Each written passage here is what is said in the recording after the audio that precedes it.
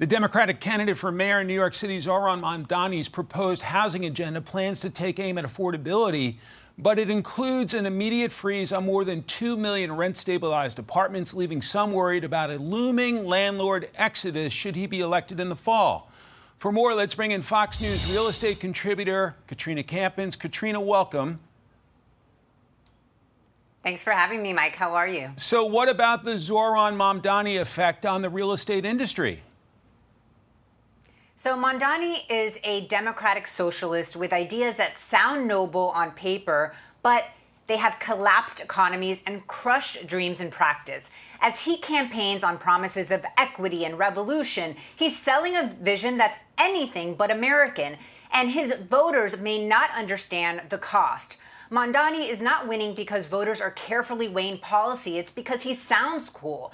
To a generation raised on social media, he's less a politician and more a brand. Young voters are backing him the way they follow an account on Instagram or TikTok because it sounds cool and trendy, because it's rebellious, because it's what their friends are doing. But here's the truth. Cool doesn't pay your bills. Cool doesn't protect your freedom. Cool doesn't help you own a home, raise a family, or pursue the American dream. Cool collapses when rent is due, when taxes rise, and when jobs disappear. New Yorkers must decide if they are voting for real leadership or just following another influencer. Mamdani may be the American dream's worst nightmare. His anti-capitalist platform centered on strict rent controls, higher taxes on landlords, and aggressive housing regulations poses a serious risk to New York's real estate market. These policies would likely discourage investment and development, driving more property owners, developers, and businesses to relocate, in particular to Florida, because Florida, by contrast, continues to attract capital thanks to its pro-business climate, strong property rights, and limited government interference. If Mamdani is elected, Mike, the migration of wealthy New Yorkers and companies to Florida will accelerate, increasing demand for both residential and commercial real estate markets in key areas like Miami, Tampa, St. Petersburg, Palm Beach, Naples, and Orlando. The migration between 2017 and 2022 brought with it billions in household income. And Florida's overall population grew by nearly 470,000 people from mid-2023 to mid-2024, and that outpaces the national average. Then there's Governor DeSantis's effort to try to do away with property taxes in the great state of Florida. What would be the impact of that? So I am fully behind Governor DeSantis' plan to eliminate property taxes in Florida.